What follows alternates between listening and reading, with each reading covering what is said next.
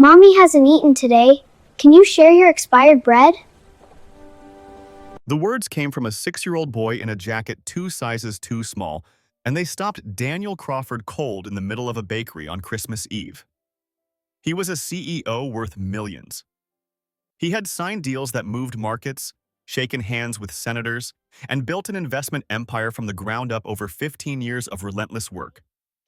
But nothing in his 38 years of life had prepared him for this question, or for what he would discover about the woman standing behind the counter, her eyes filling with tears of shame. What happened next in that small bakery on Madison Avenue would change 4 lives forever. It would prove that sometimes the universe puts you exactly where you need to be, and that the bravest thing in the world is not closing a billion-dollar deal. It is a hungry child asking a stranger for help. Before we continue, please tell us where in the world you are tuning in from. We love seeing how far our stories travel. And if you have not already, hit that subscribe button so you do not miss what happens next. The snow had been falling since dawn that Christmas Eve, blanketing Manhattan in a silence that felt almost sacred. The usual chaos of the city had softened into something gentler. Taxi horns muffled, footsteps quiet, the world holding its breath for the holiday to come. Daniel Crawford walked briskly down Madison Avenue, his 4-year-old daughter Grace secure in his arms. Her small face was pressed against his shoulder, her curly brown hair tickling his chin, her mittened hands clutching the lapel of his coat. At 4 years old, she was getting heavy for long carries, but she had been fussy all morning, and he had learned 18 months ago that sometimes the only thing that calmed her was the steady rhythm of her father's heartbeat against her cheek. He was the CEO of Crawford Investment Group, a position he had worked 15 years to achieve. The navy cashmere overcoat he wore was tailored perfectly to his tall frame. 6'2", with dark hair that had started showing threads of silver at the temples far too early, a consequence of stress rather than age. His shoes were polished Italian leather. His watch was a Patek Philippe, the kind that whispered success rather than shouted it. To anyone passing by on that snowy street, Daniel Crawford looked like a man who had it all figured out. The penthouse apartment on the Upper East Side, the corner office with floor-to-ceiling windows, the respect of his peers, the fear of his competitors, the admiration of financial journalists who wrote glowing profiles about his investment strategies. They did not see the exhaustion carved into the lines around his eyes. They did not know that his wife Jennifer had passed away 18 months ago from cancer that had stolen her in 6 brutal months, or that he was still learning how to be both mother and father to their daughter. They did not see him lying awake at 3 in the morning, staring at the ceiling of the bedroom they had once shared, wondering if he was doing any of it right. They did not know that Grace had started forgetting her mother's voice, and that this terrified him more than any market crash ever could. "Daddy?" Grace murmured against his shoulder, her voice small and sleepy. "I am hungry." Daniel's heart clenched. He had been so focused on getting to the office to sign the year-end papers before the holiday shutdown that he had forgotten to pack her snacks. A simple thing. A thing Jennifer would never have forgotten. She had been the one who remembered everything. The snacks, the extra mittens, the favorite stuffed bunny that Grace could not sleep without. Now it was just him, and he was constantly forgetting, constantly failing, constantly trying to fill shoes that would never quite fit. "I know, sweetheart," he said softly, adjusting her weight in his arms. "We will get you something right now?" "I promise." The office visit had taken longer than expected. Some last-minute complications with a merger that could not wait until January. Signatures that needed his pen and no one else's. By the time he and Grace had emerged back onto the street, the afternoon light was already fading into that soft blue twilight that comes early in December. The streetlights were flickering on, their glow reflecting off the fresh snow, and Christmas decorations sparkled in every window. "I am really hungry, Daddy," Grace said again, and this time her voice had that edge that meant tears were not far behind. "My tummy is making noises." Daniel looked around desperately. Most of the restaurants on this stretch of Madison Avenue were upscale establishments with hour-long waits, not exactly suitable for a fussy 4-year-old on the verge of a meltdown. He needed something quick, something simple, something. That is when he spotted it. Across the street, nestled between a high-end boutique and an art gallery, was a small bakery he had never noticed before. Its windows glowed warmly against the darkening sky, decorated with strings of twinkling lights and garlands of evergreen. A small wreath hung on the door, and through the glass he could see display cases filled with bread and pastries. Golden Hearth Bakery, read the hand-painted sign above the door, the letters slightly faded but charming. The place looked clean and inviting, like something out of a Christmas card. More importantly, it looked like somewhere he could get Grace fed quickly before she dissolved into tears. "Look, Lilybug," Daniel said, pointing at the bakery. "See the pretty lights? Want to go get a treat?" Grace lifted her head from his shoulder, her brown eyes brightening with interest. "A cookie? Maybe a cookie. Maybe a croissant. Whatever you want." "Okay, Daddy." Daniel waited for a break in traffic, then carried Grace across the street. The snow was falling harder now, fat flakes that caught in their hair and melted on their cheeks. By the time they reached the bakery door, both of them were dusted with white. He pushed open the door, and a small bell chimed softly overhead. Warmth enveloped them immediately, along with the heavenly scent of fresh bread and cinnamon. Daniel inhaled deeply, and for just a moment the tension in his shoulders eased. This smell, flour and sugar and something baking, it reminded him of Sunday mornings when Jennifer was alive, when she would make pancakes while he read the paper, and Grace banged her sippy cup on her high chair. The bakery was small but beautiful in its holiday decoration. Twinkle lights draped along the crown molding, casting everything in a soft golden glow.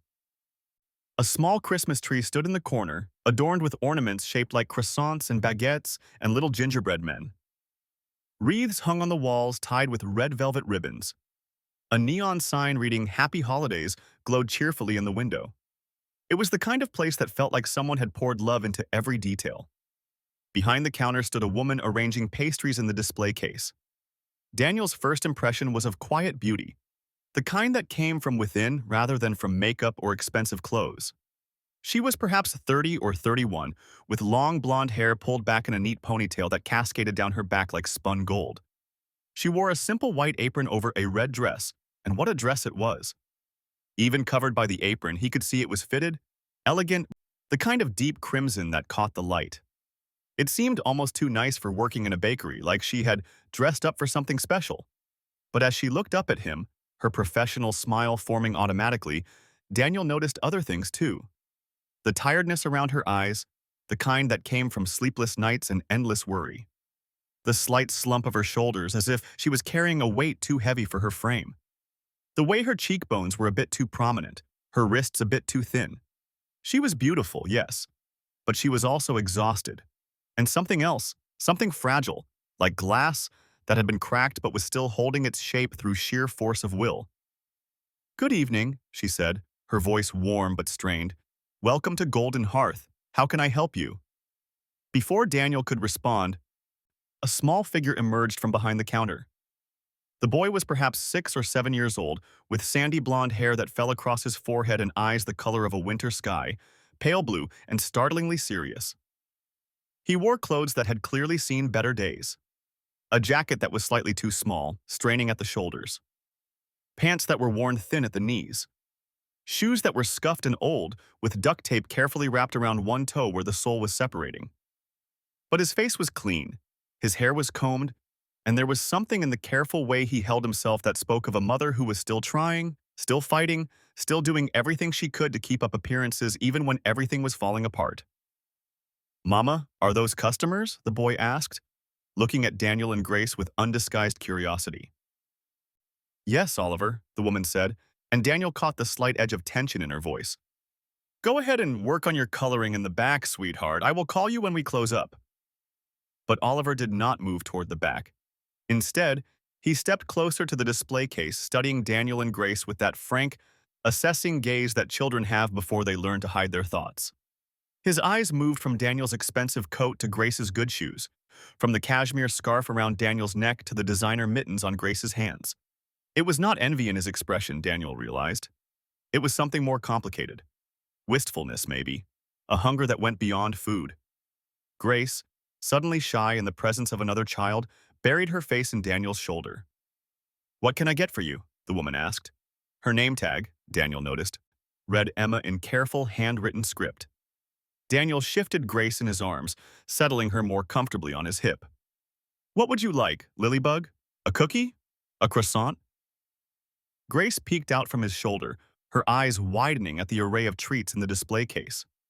Chocolate croissants, cinnamon rolls dripping with icing, sugar cookies decorated like snowflakes and Christmas trees, fruit tarts with glistening berries, loaves of artisan bread in every shape and size.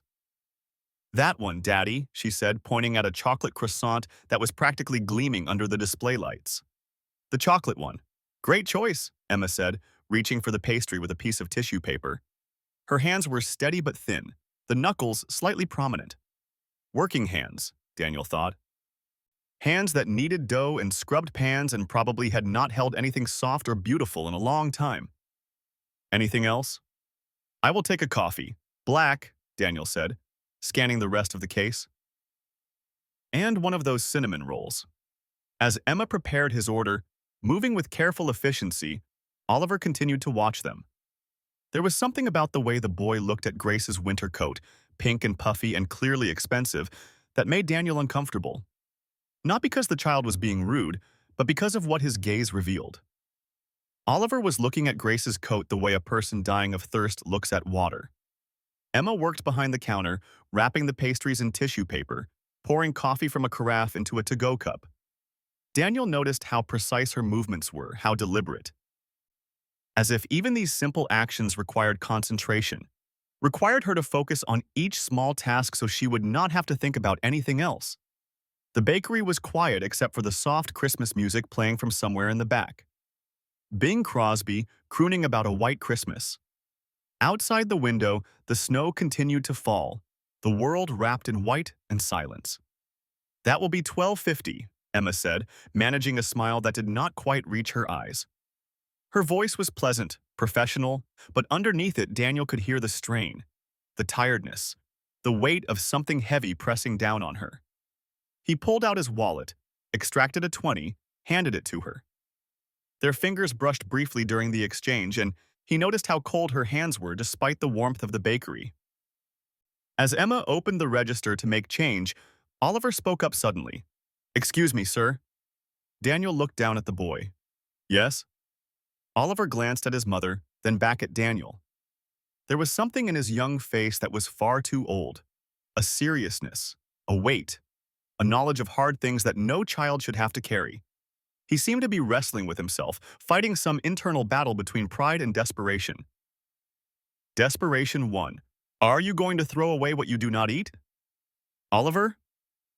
Emma's voice was sharp with embarrassment, her cheeks flushing red. "I am so sorry, sir. He does not mean—" "I just wondered," Oliver continued, his voice steady but small, determined to get the words out before his mother could stop him. "Because sometimes people do not finish everything. And if you do not want it, maybe we could—" He swallowed hard, his small hands clenching at his sides. "I mean, Mama has not eaten today. And if there was expired bread or things you do not want, maybe—" He trailed off, and the silence that followed felt enormous. Daniel stood very still. Grace was warm and solid in his arms, her small fingers playing with his collar, completely unaware of the weight of the moment unfolding around her. The Christmas music continued to play softly in the background, Bing Crosby giving way to Nat King Cole, chestnuts roasting on an open fire. Emma's face had gone pale, then flushed deep red. Her hands, holding Daniel's change, were trembling visibly. Her eyes had filled with tears that she was desperately trying to blink back. "Oliver, we do not ask customers for—" Her voice cracked and she stopped, pressing her lips together hard. She looked like she wanted the floor to open up and swallow her whole. Daniel looked at her, really looked at her, and saw what he had missed before. The dress was beautiful, yes, but now he noticed how loose it was around her waist, as if she had lost weight recently. The blonde hair was lovely, but the roots looked slightly dry, the kind of neglect that comes from not being able to afford good shampoo. Her makeup was carefully applied, but it could not quite hide the hollows under her cheekbones, the pallor of her skin. She was starving, Daniel realized. She was literally starving.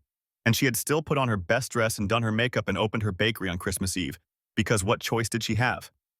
He looked at Oliver, at his too small jacket with the straining seams, at his old shoes with the duct tape holding them together, at his serious eyes that had seen too much, and Daniel understood. He understood because 18 months ago, he had been drowning too. Not in poverty, he had money, had always had money, but in grief so deep and so dark that it had nearly pulled him under. He had forgotten to eat for days at a time. He had let bills pile up unopened because he could not bring himself to care. He had held Grace in his arms and sobbed because he did not know how to be a mother and a father, did not know how to fill the void Jennifer had left, did not know how to keep going when every breath felt like lifting a weight. He had been saved by kindness, by an elderly neighbor who had seen his pain and responded with casseroles and compassion, by someone who had caught him when he fell.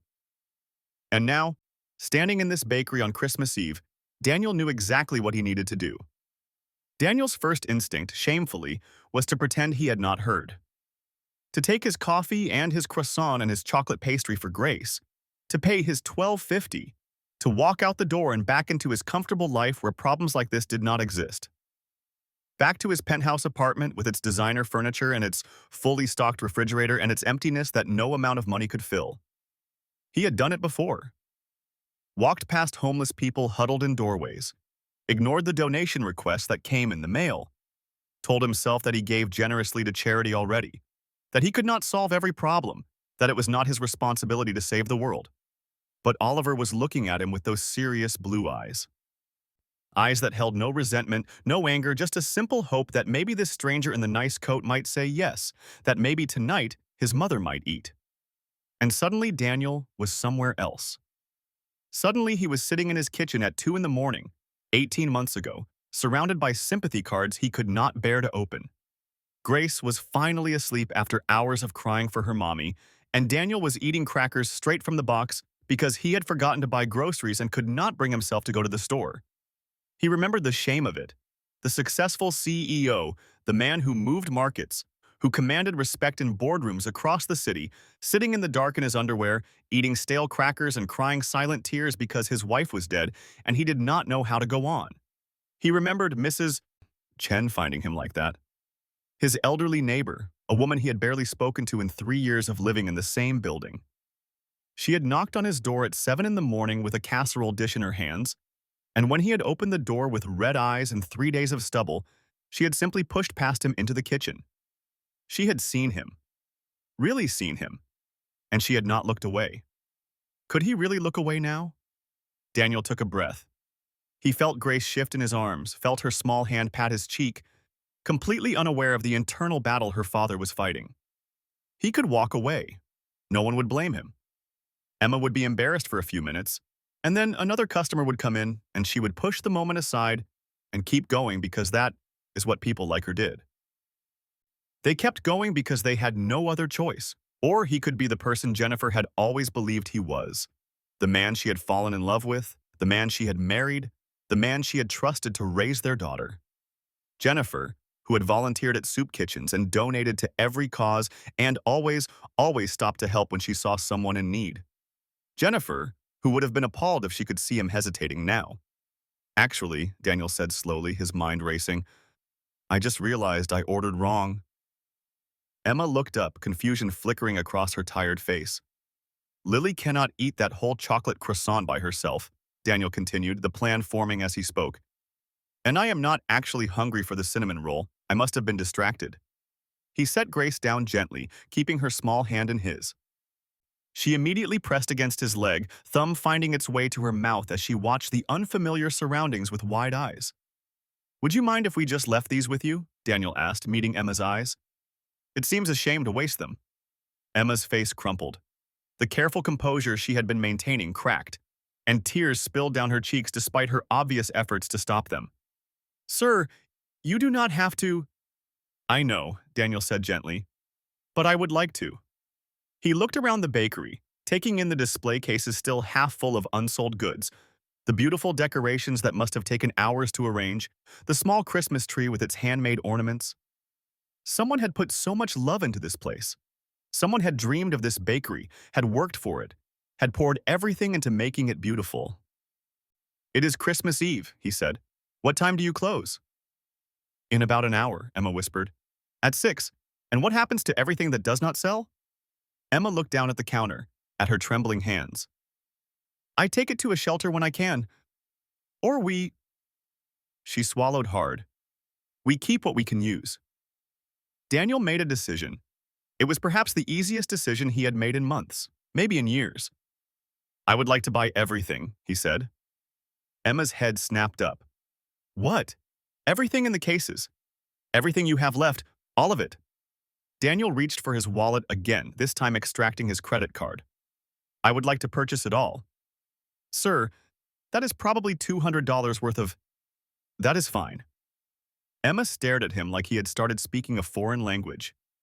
Behind her, Oliver had gone very still, his young face a mixture of hope and disbelief.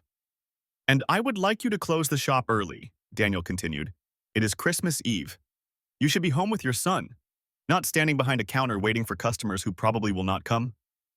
The tears were flowing freely down Emma's face now, silent rivers that she did not even try to stop. Her hands shook as she pressed them against the counter for support. I do not understand, she whispered. Why would you do this? You do not even know us. Daniel thought about how to answer. He thought about Mrs. Chen and her casseroles, about Jennifer and her endless compassion, about the darkness he had lived in for 18 months and the small lights that had guided him through. Because your son asked me a question, he said quietly, and it was the bravest thing I have seen in a long time. Because it is Christmas Eve, and no one should be hungry or alone.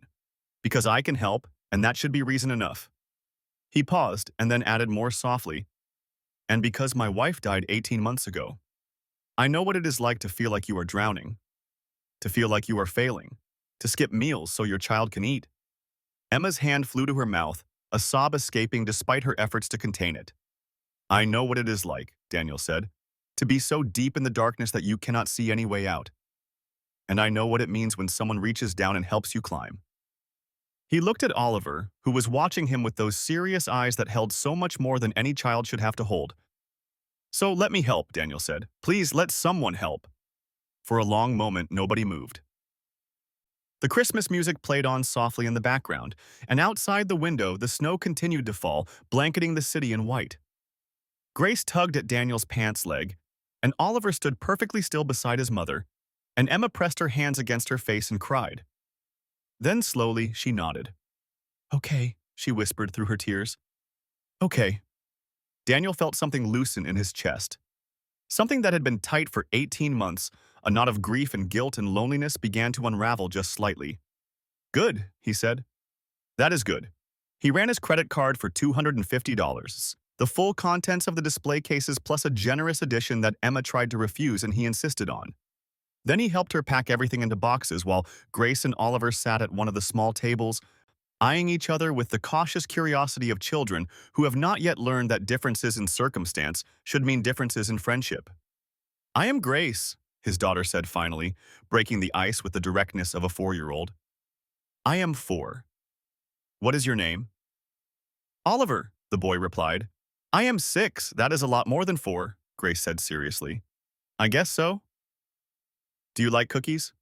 Yeah, me too. Chocolate ones are the best. And just like that, they were friends. Daniel watched them for a moment, his heart full of something he could not quite name. Then he turned back to Emma, who was carefully boxing up the last of the pastries, her movements slow and deliberate, as if she was afraid that moving too quickly might shatter the fragile reality of what was happening. Emma, he said quietly, and she looked up at him with red-rimmed eyes. I meant what I said. No one should be alone on Christmas Eve. Do you have somewhere to go tonight, family? She shook her head slowly. No, it is just me and Oliver. It has been just us for a long time. Daniel nodded, filing that information away. Then at least let me arrange for a car to take you home. It is cold and the snow is getting worse. You have already done so much. Please, Daniel said. It would make me feel better. Emma studied him for a long moment, something shifting in her expression. Why? She asked again, but this time the question was different. Less about suspicion, more about genuine wonder. Why would a stranger do all this? Daniel thought about the answer. He thought about kindness and grief and the strange ways the universe worked. He thought about Jennifer, who had believed so strongly that people were good, that compassion was never wasted, that every small act of kindness rippled outward in ways you could never fully see. Because someone did it for me once, he said finally, and because my wife would have wanted me to. Emma's eyes filled with fresh tears, but this time she was smiling through them. A small, trembling smile, but real. "She sounds like she was a wonderful person," Emma whispered. "She was," Daniel said. "She really was." They closed up the bakery together as the snow continued to fall outside, the streetlights casting golden pools on the white sidewalks. Emma locked the door and flipped the sign to closed, and there was something both final and beginning about the gesture. Daniel had called for a car service, but the estimated wait was 45 minutes due to the holiday and the weather. So they sat down at one of the small tables in the bakery, surrounded by the warm glow of the Christmas lights, while their children played quietly in the corner. Grace had discovered Oliver's coloring books, and the two of them were bent over a picture of a Christmas tree, Grace scribbling enthusiastically with a green crayon, while Oliver carefully filled in the ornaments with more precision than most 6-year-olds possessed. "She is sweet," Emma said, watching them. "Your daughter." "Thank you," Daniel replied. "She is the best thing in my life." He paused, then added, "The only thing, really. Since Jennifer died, she has been my reason for getting up in the morning." Emma nodded slowly. Her hands were wrapped around a cup of tea that Daniel had insisted she make for herself, and some color had returned to her cheeks. She still looked exhausted, still looked too thin, but there was something different in her eyes now. A light that had not been there before. Hope, Daniel realized. That was what it was. Hope. "Can I ask you something?" he said carefully.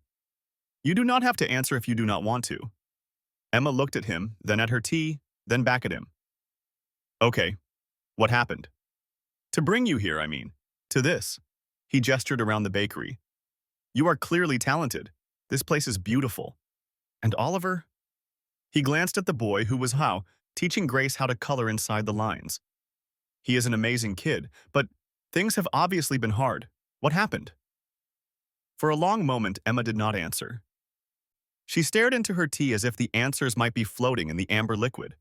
Outside, a snowplow rumbled past, its lights flashing orange through the window. Then, slowly, the words started to come. "I used to be a pastry chef," Emma said quietly. "A good one. I worked at the Grandview Hotel downtown. Do you know it?" Daniel nodded. He had attended several business dinners there over the years. It was one of the finest hotels in the city, known for its 5-star restaurant and its impeccable service.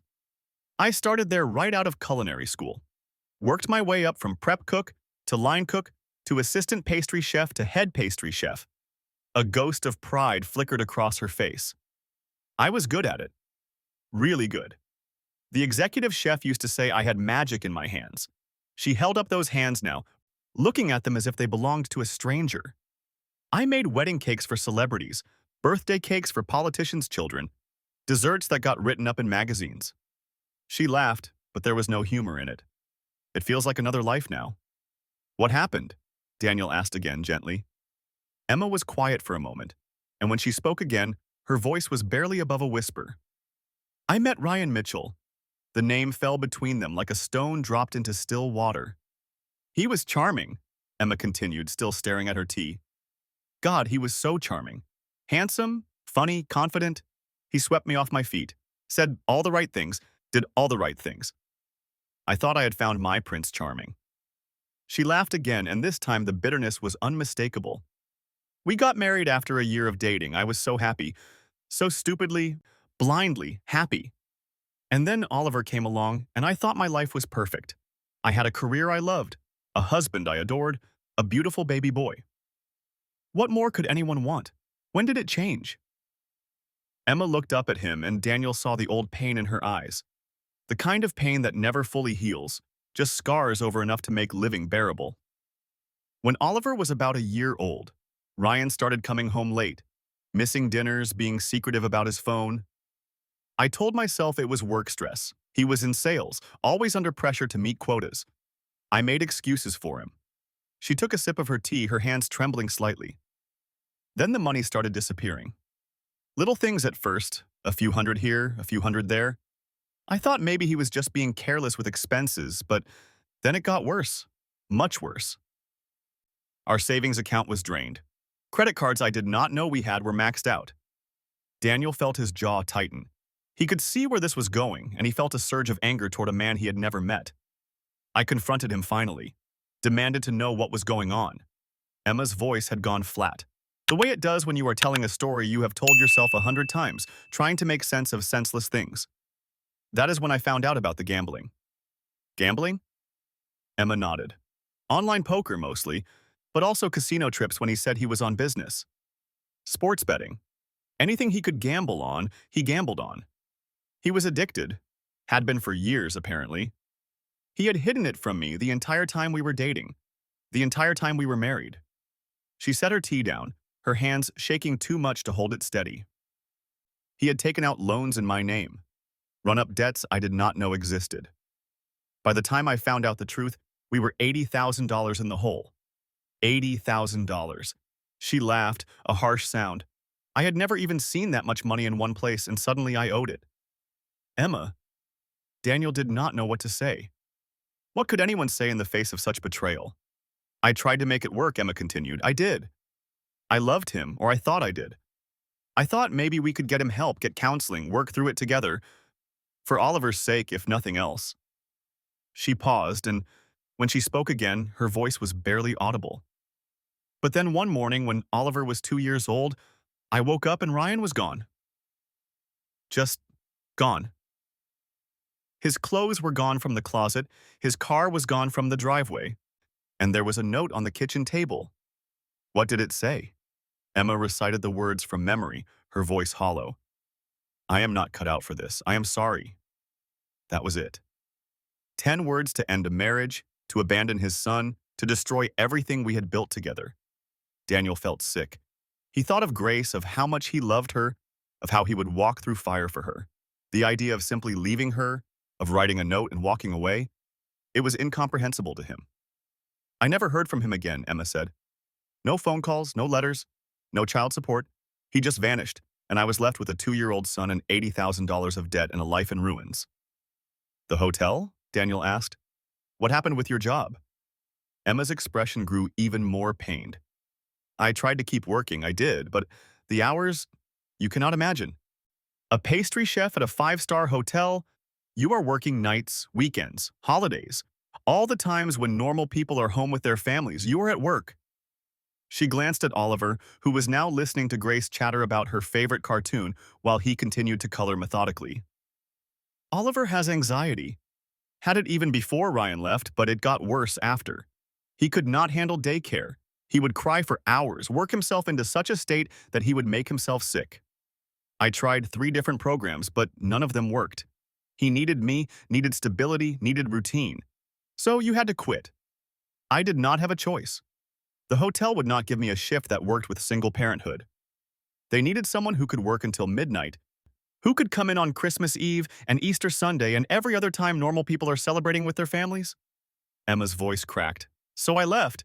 Gave up the career I had spent 10 years building. Gave up everything I had worked for. Daniel reached across the table and took her hand. He did not think about it, it just happened. Her fingers were cold, and he wrapped both his hands around hers, trying to give her some warmth. Emma looked at their joined hands, then up at his face. Tears were streaming down her cheeks again. I took whatever jobs I could find, she continued. Waitressing, cleaning houses, working the early morning shift at a grocery store bakery so I could be home when Oliver got out of school. Nothing paid enough.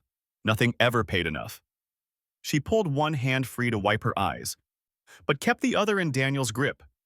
Then 6 months ago, I heard about this place. The previous owner was retiring, wanted to sell the business but could not find a buyer. He let me take it over for almost nothing. I think he felt sorry for me. I thought it was my chance. I could work my own hours, keep Oliver with me, use my skills again. She gestured around the bakery, at the beautiful decorations, the handmade ornaments, the cases full of goods she had made with her own hands. But the rent keeps going up. The foot traffic here is not great, too far from the main shopping areas. I cannot afford advertising. I barely break even most months, and some months... She stopped, her voice failing. Some months you do not eat, Daniel finished quietly. So Oliver can. Emma nodded, unable to speak. The dress, Daniel said, understanding dawning. The red dress. That is why you wore it today. Emma looked down at herself, at the crimson fabric visible beneath her white apron. It is the last nice thing I have from before, from my old life. I thought, she laughed bitterly. I thought if I looked put together, maybe it would bring luck. Maybe more customers would come in. Maybe Christmas Eve would be different. Daniel tightened his grip on her hand. It was different, he said. I came in. Emma looked at him and something passed between them. Something neither of them was ready to name, but both of them felt. Why do you keep helping me? She whispered. You have already done so much. Why do you care what happened to some stranger in a bakery? Because you are not a stranger anymore, Daniel said simply. And because I know exactly what it feels like to be where you are. Emma wiped her eyes, then took a shaky breath. Tell me, she said. You said your wife died. Tell me about her. If you want to. Daniel leaned back in his chair, still holding Emma's hand. He looked out the window at the falling snow, at the Christmas lights reflecting off the white world outside, and thought about Jennifer. We met in college, he began. I was studying business. She was studying art history. We had nothing in common on paper. I was driven, ambitious, always planning my next move. She was free-spirited, creative, lived completely in the moment. He smiled at the memory. I saw her across a crowded lecture hall during a general education class we were both taking.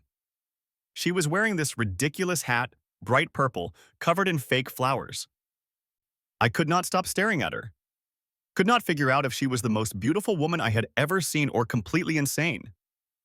What did you do? I walked up to her after class and said, That is the ugliest hat I have ever seen. Daniel laughed softly. Not my smoothest moment. What did she say? She said, That is because you have no taste. And then she smiled at me, and that was it. I was gone. Completely, hopelessly gone.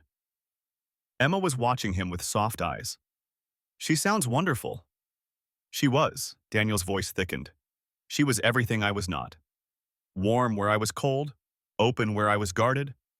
She taught me how to laugh, how to relax, how to see beauty in things I would have walked right past. She made me a better person. He paused, gathering himself. We got married right after graduation. Everyone said we were too young, that we should wait, that we did not know what we were doing. They were probably right about all of it. But we did not care. We were in love, and that was enough. And Grace? Grace came 8 years later. We had tried for so long, years of disappointment, of hoping and being let down.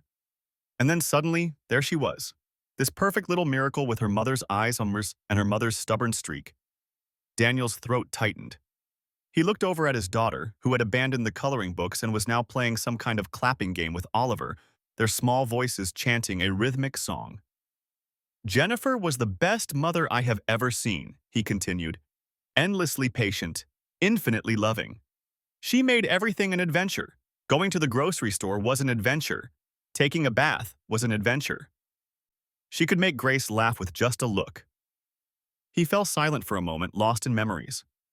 When did she get sick? Emma asked gently. Grace had just turned 3. Daniel's voice dropped and he had to force the words out. Jennifer started getting tired all the time. We thought it was just the demands of chasing a toddler around. Then she started losing weight, getting headaches. Finally, I convinced her to see a doctor. He closed his eyes. Pancreatic cancer. Stage 3 by the time they found it. The doctors said they could try treatment, but the survival rates were... He shook his head. We tried everything. Chemo, radiation, experimental treatments. I would have given every penny I had, every asset, everything I owned, to save her. But none of it mattered. How long? Emma whispered. 6 months. 6 months from diagnosis to the end. 6 months of watching the woman I loved fade away. 6 months of Grace asking why Mommy could not play anymore, why Mommy was always tired, why Mommy looked so different. Tears were rolling down Daniel's cheeks now, but he made no move to wipe them away. She died on a Tuesday morning in April. Spring was just starting. The flowers she had planted in our garden were beginning to bloom. She loved that garden. It was the last thing she saw through the window of our bedroom. The tulips coming up. Emma was crying too, silent tears that neither of them acknowledged. After she died, Daniel continued, I fell apart. Completely, utterly apart. I could not eat, could not sleep, could barely take care of Grace. I have all the money in the world, resources most people cannot imagine, but none of it mattered. None of it helped. I was drowning in grief and I did not know how to swim. How did you survive? Emma asked. Mrs. Chen, Daniel said, and his voice warmed slightly. An elderly Chinese woman who lived in the apartment next to ours. We had been neighbors for 3 years, and I could probably count on one hand the number of real conversations we had had. But after Jennifer died, she started showing up at my door. What did she do? She brought food. Every single day she brought food. Not just any food. Full meals, carefully prepared, enough to last us for days. Soups and stews and dumplings and things I could not even identify, but that tasted like comfort, like home. Like someone cared whether I lived or died. Daniel smiled at the memory. She would ring my doorbell, hand me the containers, and leave without saying much. Just a few words. Eat, take care of that baby, honor your wife by living. And then she would be gone. That is beautiful, Emma said softly. I tried to pay her. Multiple times.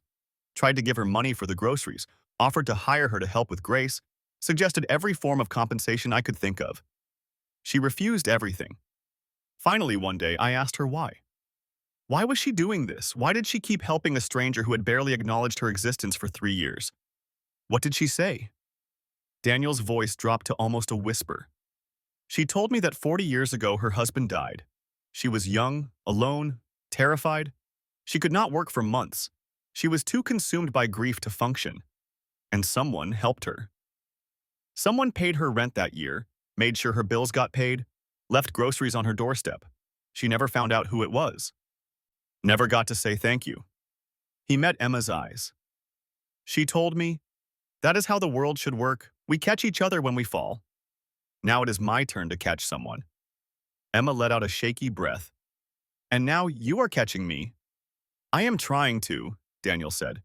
If you will let me. They sat in silence for a moment, hands still linked across the table.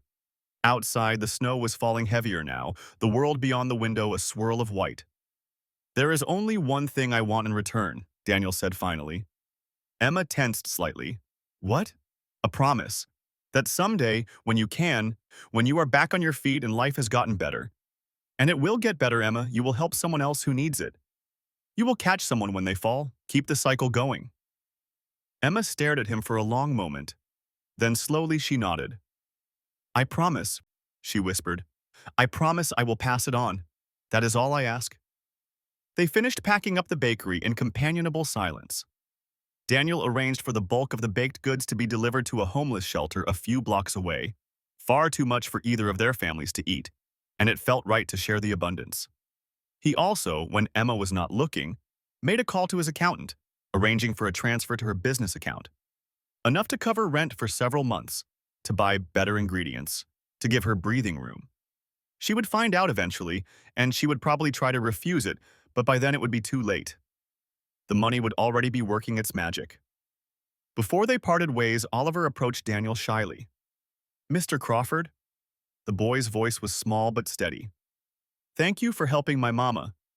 She works really hard and she tries to make sure I do not know when she is worried. But I always know. I always know. Daniel crouched down to Oliver's level, looking into those serious blue eyes. You are a good son, Oliver. Watching out for your mom, noticing when she needs help, that takes courage. A lot of grown-ups are not that brave. Oliver nodded solemnly. Mama says courage is being scared, but doing the thing anyway. Your mama is very wise. Daniel reached into his wallet and pulled out a business card. It felt strange to give a business card to a 6-year-old, but something told him Oliver would treasure it. I want you to keep this, he said. When you are older, when you are looking for a job or need advice, or just want to talk about anything at all, you call me, okay? Deal? Oliver took the card carefully, holding it like it was precious. His eyes scanned the raised letters, even though he probably could not read all the words yet. Deal, he said seriously. I will keep it safe. Grace tugged on Daniel's sleeve. Daddy, can Oliver be my friend? Daniel looked at Emma, who was watching the exchange with tears in her eyes. She smiled and nodded. Yes, sweetheart, Daniel said, lifting Grace into his arms. Oliver can definitely be your friend. They exchanged phone numbers, standing in the doorway of the bakery as the snow swirled around them. made plans to get the children together after the holidays. And when Daniel finally walked away, carrying Grace through the white world, he felt lighter than he had in 18 months. He did not know it then, but his life had just changed forever. A hungry boy's brave question in a small bakery on Christmas Eve had set something in motion. Something bigger than money or charity or a single act of kindness. Something that would grow into a love story, a family story, a story about the way the universe sometimes puts broken people in each other's paths so they can help each other become whole again. But that was still to come. For now, there was just the snow and the silence and the warm weight of his daughter in his arms, and the certainty that tonight, somewhere across the city, a mother and son would sleep with full stomachs for the first time in far too long. Later that night, after Grace was asleep in her bed with her favorite stuffed bunny tucked under her arm, Daniel sat by the window of his penthouse apartment, looking out at the glittering city below. The snow had stopped falling, and the world lay quiet and white, peaceful in a way New York rarely was. His phone buzzed with a text message. "Oliver and I are home. We had dinner, real dinner, with vegetables and everything. He is in bed now with a full stomach, and I am sitting here crying again. Happy tears, I promise. You changed our lives tonight. You gave us hope. I promise I will pay it forward someday. I promise I will be the kind of person who helps others the way you helped us. Thank you. Merry Christmas. Emma." Daniel read the message twice, 3 times. Then he typed a reply. "Merry Christmas, Emma. I am looking forward to seeing you and Oliver in the new year. And for what it is worth, you already are that kind of person. You have raised a son who is brave enough to ask for help when he needs it, and kind enough to worry about his mother before himself. That is everything that matters.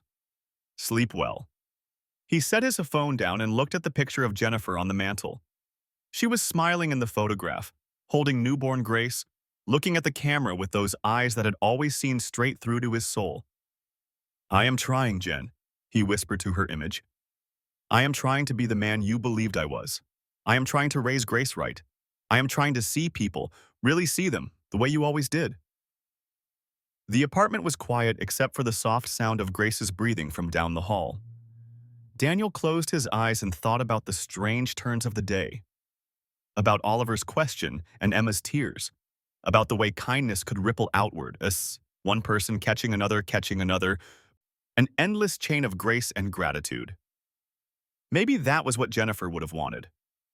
Not for him to stay frozen in grief forever, but to live, to help, to be the kind of person who stopped when he saw someone drowning. Tomorrow would be Christmas. There would be presents under the tree and pancakes for breakfast and all the small joys of the holiday. But tonight, what mattered was that somewhere across the city, 2 people who had been drowning were finally able to breathe. And Daniel Crawford, CEO, widower, father, he was finally able to breathe too. The week between Christmas and New Year's Day passed in a blur of cold weather and warm memories. Daniel found himself thinking about Emma and Oliver constantly. At breakfast when Grace asked about her new friend. At night when he lay awake staring at the ceiling. During work calls when his mind should have been on spreadsheets and projections. On December 30th, he made a decision. "Grace," he said over their morning oatmeal, "how would you like to go see Oliver today?" Grace's face lit up like a Christmas tree. "Really? Can we go to the bakery? Can I bring my dolls to show him? Can we—" "One thing at a time, Lilybug," Daniel laughed. "Let me call Miss Emma first and see if they're free." Emma answered on the second ring, and Daniel was pleased to hear that her voice sounded stronger than it had a week ago. Less strained, less fragile. "Daniel, I was just thinking about you. Good thoughts, I hope." "The best." There was a warmth in her voice that made his chest tighten. "I do not know how to thank you. The money that appeared in my account was an investment," Daniel said firmly. "In a talented baker with incredible potential, nothing more. Daniel, Emma, please, let me do this." A pause. Then softly, "Okay, thank you." "Now," Daniel said, shifting to a lighter tone, "I have a very demanding 4-year-old here who is insisting on seeing Oliver today. Would you and your son be free for a visit?" "We would love that," Emma said. "The bakery is closed today, but you could come to our apartment." "I warn you, it is not much. We will be there in an hour." Emma and Oliver's apartment was on the third floor of a walk-up building in a modest neighborhood several miles from the boutique shops of Madison Avenue. The hallway smelled faintly of cooking oil and laundry detergent, and the carpet was worn in patches, but it was clean and reasonably well maintained. Emma opened the door wearing jeans and a soft blue sweater, her blonde hair loose around her shoulders. Without the exhaustion weighing her down, without the tears and the desperation, she was stunning. Daniel had noticed her beauty before, even on that first night, but now, with color in her cheeks and hope in her eyes, she practically glowed. Come in," she said, stepping aside to let them enter. "I am sorry it is so small." "It is lovely," Daniel said, and meant it. The apartment was tiny, barely more than a living room, a galley kitchen, and what he assumed were one or two small bedrooms off the hallway. But Emma had made it a home. There were potted plants on every available surface, some of them clearly rescued from discount bins, but thriving under her care. Colorful curtains framed the windows. Oliver's artwork was displayed proudly on the refrigerator, held up by magnets shaped like farm animals. And the apartment smelled like baking, like vanilla and butter and something with cinnamon, like warmth itself. "Oliver!" Emma called. "Grace is here!" The sound of running footsteps, and then Oliver appeared from the hallway, his face breaking into a rare, genuine smile. "Grace! Oliver!" The two children collided in a hug, as if they had been friends for years instead of days. Grace immediately started showing Oliver the dolls she had brought, and he listened with grave attention as she explained each one's backstory. "He has been talking about her nonstop," Emma said quietly to Daniel as they watched the children settle onto the floor with the dolls. You would think they were old souls who had known each other in a past life. Grace, too. She has asked about him every single day. Emma led Daniel to the small kitchen table, where she had laid out a spread of pastries and a pot of fresh coffee. Despite the modest surroundings, everything was arranged beautifully.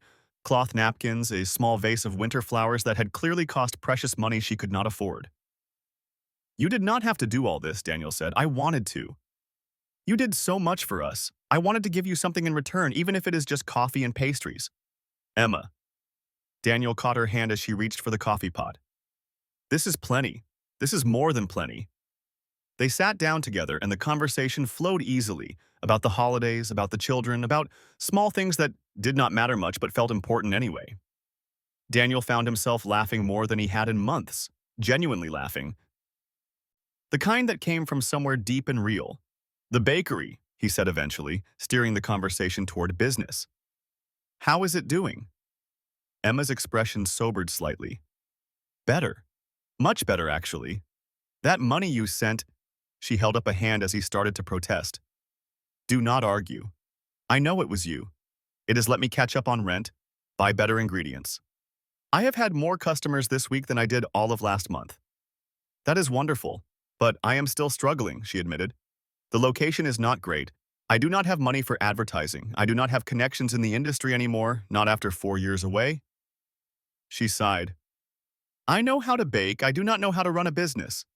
Daniel leaned forward. "Would you let me help with that part?" Emma looked at him, uncertainty flickering across her face. "Daniel, you have already done so much."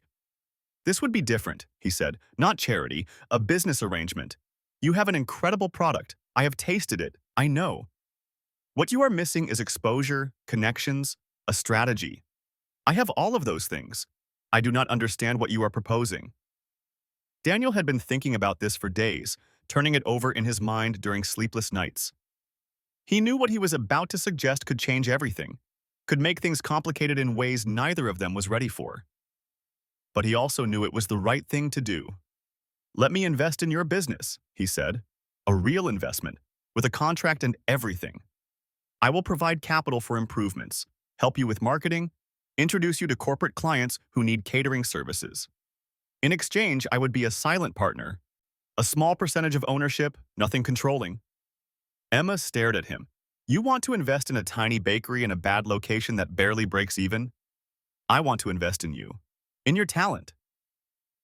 "Emma, that chocolate croissant Grace had on Christmas Eve was better than anything I have had at 5-star restaurants. Your cinnamon rolls are incredible. If more people knew about them—" "But why? You are a CEO. You manage millions of dollars. Why would you bother with this? Daniel thought about how to answer. The truth was complicated.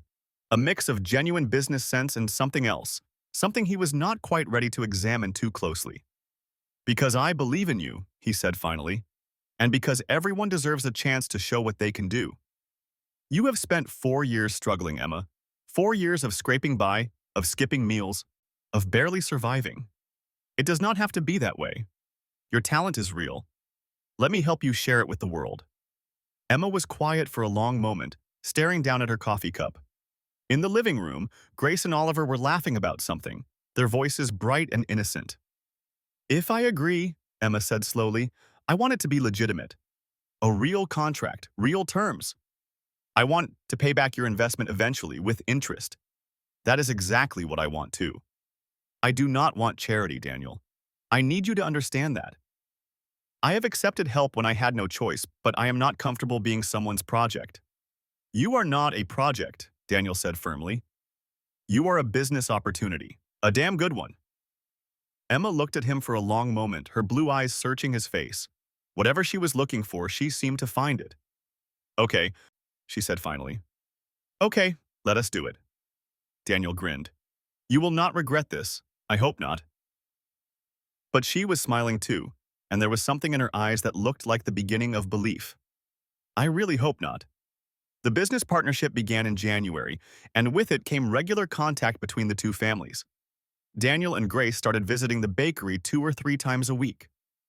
What began as business meetings quickly evolved into something more casual, coffee and conversation, laughter and shared stories, the gradual building of friendship between two people who had both been alone for too long. The children, of course, became inseparable. Grace idolized Oliver, following him around with wide eyes and endless questions. Oliver, who had never had a sibling and rarely had friends his own age, blossomed under the attention. He taught Grace how to draw, patiently guiding her small hand as she learned to make shapes that actually looked like things. Grace taught Oliver the lyrics to every song from her favorite cartoon, singing them over and over until he knew them by heart too. They are like siblings, Emma observed one afternoon, watching the children build an elaborate tower out of sugar cube boxes in the corner of the bakery. I have never seen Oliver so happy. Grace either, Daniel admitted. She has been so much more alive these past few weeks. I did not realize how much she needed a friend. Maybe we all needed friends, Emma said quietly. Their eyes met and something passed between them, a recognition, an acknowledgement of the connection that was growing alongside the business partnership. But neither of them mentioned it. It was too soon, too complicated, too fraught with potential pitfalls. They had both been wounded by loss, and the idea of opening their hearts again was terrifying. So they focused on the work. Daniel brought in a graphic designer to help rebrand the bakery, a new logo, updated packaging, a cohesive visual identity that would help Golden Hearth stand out in a crowded market. Emma resisted at first, not wanting to lose the handmade feel she had worked so hard to create. But the designer was good, capturing the warmth and artisanal quality while adding a polish that made everything look more professional. He introduced Emma to his corporate contacts, executives who needed catering for meetings, event planners who were always looking for new vendors, boutique hotels that might be interested in carrying her pastries in their breakfast spreads. Emma was nervous at first, unused to pitching herself to strangers, but her talent spoke for itself. After one taste of her chocolate croissant, most clients were ready to sign on the spot. I still cannot believe this is happening, Emma said one evening in late February. They were sitting in the bakery after closing, surrounded by spreadsheets and order forms. 6 months ago, I could not pay my rent. Now I am catering events for Fortune 500 companies. You earned this, Daniel said. I just opened a few doors. You are the one who walked through them, but the doors would not have opened without you. Emma reached across the table and squeezed his hand. I do not know how I will ever thank you. You do not have to thank me, Daniel said. Watching you succeed is thanks enough. And it was true. There was something deeply satisfying about seeing Emma come back to life. The dark circles under her eyes had faded. The hollows in her cheeks had filled in. She smiled more easily now, laughed more freely. The desperate, fragile woman he had met on Christmas Eve was transforming into someone confident and capable, someone who was beginning to believe in herself again. Oliver was changing too. The serious, watchful child Daniel had first met was still serious, still watchful, but there was a lightness to him now that had not been there before. He no longer hoarded food or asked about expired bread. He played like a normal 6-year-old, laughed like one, got excited about things that children were supposed to get excited about. And Grace, his precious Grace, was thriving. She had someone to play with, someone to adore, someone to chase around the park and share secrets with. She talked constantly about my friend Oliver and Miss Emma. She drew pictures of the four of them together, stick figures holding hands under crooked suns. One Saturday afternoon in March, Daniel invited Emma and Oliver to his penthouse for the first time. Emma hesitated when he extended the invitation. "Daniel, I do not know. Your world is so different from mine." "My world is my daughter," Daniel said, "and my daughter wants her friend to see her room. That is the only world that matters." So they came. Daniel watched Emma's face as she walked through the penthouse, the floor-to-ceiling windows with their view of Central Park, the designer furniture, the original artwork on the walls. She did not say anything, but he could see her taking it all in, measuring the distance between this life and hers. Then she stopped in front of the fireplace mantel, where Jennifer's picture stood in a silver frame. "Is this her?" Emma asked softly. "Your wife?" "Yes, that is Jennifer." Emma studied the photograph for a long moment. Jennifer's warm smile, her bright eyes, the way she held newborn Grace like the most precious thing in the world. "She was beautiful," Emma said, "and you can see how much she loved your daughter." "She loved everything," Daniel said, his voice rough. "She had the biggest heart of anyone I have ever known. She would have liked you, I think.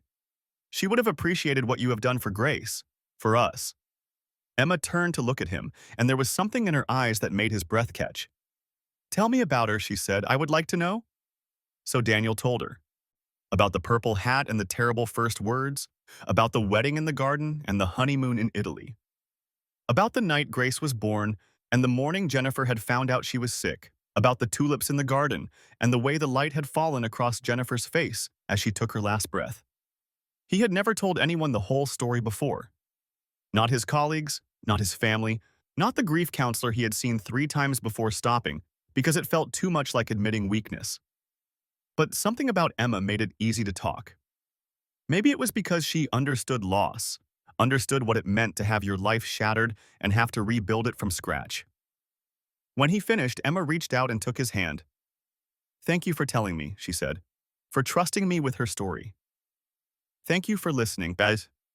They sat in silence for a moment, holding hands in the fading afternoon light. And Daniel realized that something had shifted between them, something important, something that could not be easily named. He was not sure what it was not sure what he wanted it to be. But for the first time since Jennifer died, he felt the faintest stirring of hope that there might be more to life than just surviving. That his heart, which had felt so frozen for so long, might be capable of thawing. It was terrifying. It was wonderful. It was the beginning of something neither of them had expected. By April, Golden Hearth Bakery was a genuine success story. Emma had hired 2 part-time employees, a young culinary school graduate eager to learn, and a retired grandmother who reminded Emma of what she hoped to be someday. Oliver no longer had to spend every day at the bakery. He was enrolled in an after-school program that he actually enjoyed, making friends his own age, becoming the happy, carefree child he was always meant to be. The catering business was booming. Word had spread quickly among Daniel's corporate contacts, and soon Emma was fielding inquiries from companies she had never heard of, event planners who had gotten her name from friends of friends. She had to turn down work sometimes. There simply were not enough hours in the day, and Daniel gently suggested it might be time to think about expansion. A second location? Emma stared at him like he had suggested she fly to the moon. "Daniel, I could barely handle 1 location 6 months ago. 6 months ago, you did not have help. Now you do." They were sitting in his office at Crawford Investment Group, the first time Emma had visited his workplace. She had come for a proper business meeting, complete with financial projections and growth strategies that Daniel's team had prepared. "Look at these numbers," Daniel said, sliding a document across his desk. Your revenue has tripled since January. Your profit margins are healthy. You have more demand than you can supply. The logical next step is expansion. Emma scanned the document, her brow furrowed. I do not have the capital for another location. That is what investors are for. I already owe you. You do not owe me anything. The initial investment has already been paid back with interest. Daniel smiled at her shocked expression. Did you not check your accounts? I had my accountant process the repayment last week. But how? Your business is profitable, Emma, legitimately, sustainably profitable. You did that. All I did was open some doors. Emma sat back in her chair, looking stunned. I do not know what to say. Say you will think about expansion. Not right away, when you are ready. But I want you to know the option is there. She was quiet for a long moment, staring out the window at the Manhattan skyline. When she spoke again, her voice was thoughtful. You know what I thought that first night, when Oliver asked you about the expired bread? What? I thought this was the worst moment of my life. I thought I had finally hit absolute rock bottom, my 6-year-old son begging a stranger for food in front of everyone. I wanted to die of shame. Daniel's chest tightened. Emma, but that moment led to this. She gestured around the office, at the documents on his desk, at the view of the city spread out below them. That moment of absolute humiliation led to everything good that has happened since. If Oliver had not asked that question, if you had not answered it, I would have walked past, Daniel admitted quietly. I almost did. I was going to take my coffee and leave. Pretend I had not heard. What stopped you? Daniel thought about it, really thought about it. He thought about Oliver's eyes, old and young at once, about Emma's trembling hands, about Mrs. Chen and her casseroles, about Jennifer and her endless compassion, about the darkness he had lived in and the light that had guided him out. I saw myself in you, he said finally. 18 months ago, I was drowning too. Different circumstances, but the same feeling of being utterly alone, utterly overwhelmed. Someone helped me then. I could not walk past someone else who needed the same thing. So we saved each other, Emma said softly. Is that what you are saying? Daniel met her eyes. Maybe we did. The moment stretched between them, charged with something neither of them was willing to acknowledge. Then Emma cleared her throat and looked away, breaking the spell. I should get back to the bakery. Afternoon rush is starting soon. Of course. Daniel stood, straightening his tie. I will walk you out. They did not talk about what had almost happened, about the words that had been hovering in the air between them, unspoken but felt. They talked about business instead, about projections and partnerships and practical things that kept them safely on neutral ground. But as Daniel watched Emma walk away, her blonde hair catching the sunlight, her step lighter than it had been 6 months ago, he knew that something had changed. The question was what to do about it. 4 months after Christmas Eve, Daniel Crawford could no longer deny what was happening to his heart. He thought about Emma constantly. At breakfast, when Grace chatted about Miss Emma and Oliver. At work, when he found himself staring out the window instead of reading reports. At night, when he lay awake in the dark and remembered the sound of her laugh, the way her eyes crinkled when she smiled, the soft scent of vanilla and cinnamon that clung to her hair. He caught himself looking for excuses to see her. Business meetings that could have been phone calls. Spontaneous visits to the bakery that were anything but. Reasons to bring Grace over. Reasons to stay longer than necessary. Reasons to sit across the table from Emma and pretend he was just being friendly. It was not just physical attraction, though that was certainly part of it. Emma Sullivan was beautiful, her long blonde hair, her bright blue eyes, the way that red dress had clung to her curves even when she was too thin from skipped meals. But what drew Daniel to her was something deeper, her strength, her resilience, the way she had rebuilt her life from ruins, had refused to give up even when giving up would have been so much easier. She reminded him of Jennifer in some ways. Not in appearance, Jennifer had been dark-haired and petite, a contrast to Emma's tall blonde elegance. But in spirit, in heart, in the way she loved her son with a fierceness that made Daniel's chest ache. And that was the problem, was it not? He still loved Jennifer. Part of him would always love Jennifer. She had been his first love, his only love, the mother of his child. How could he even think about loving someone else? The guilt gnawed at him. Every time he caught himself smiling at Emma, every time his heart raced when she walked into a room, he felt like he was betraying his wife, betraying her memory, betraying the love they had shared. One afternoon in late April, Daniel found himself standing in front of Jennifer's grave. It was a beautiful cemetery, rolling hills, old trees, weathered headstones alongside newer ones. Jennifer's grave was in a quiet corner, marked by a simple marble stone that read her name, the dates of her life, and the words beloved wife and mother. Daniel had brought flowers, tulips, her favorite. He placed them carefully at the base of the headstone, then stood there for a long time, not speaking. Finally, the words came. "I do not know what I am doing, Jen," he said quietly, his voice rough. "I feel like I am losing my mind. There is this woman, Emma. You would like her, I think. She is strong. She has been through hell, and she is still fighting. She is good with grace, Jen. Really good. And He trailed off, struggling to find the words. "I think I am falling in love with her." The admission hung in the air, heavy and impossible. I did not plan this. I did not go looking for it. But she appeared in my life and Grace adores her, and when I am with her I feel— He shook his head. "I feel alive again.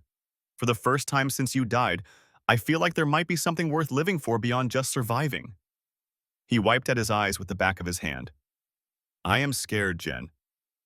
I am scared that loving someone else means forgetting you. I am scared that I am dishonoring your memory, that I am moving on too fast, that I am doing this all wrong. But I'm also scared of spending the rest of my life alone, of Grace growing up without a mother, of closing myself off from love because it hurts too much to risk losing it again." The wind rustled through the trees, sending a shower of blossoms across the grass. Daniel watched them fall, pink and white against the green. "I guess I am asking for your blessing," he whispered. "Or your forgiveness, or just some sign that it is okay, that you would want me to be happy, even if that happiness includes someone else." He stood there for a long time, waiting. The cemetery was quiet except for birdsong and the distant hum of traffic. No answer came. No voice from beyond.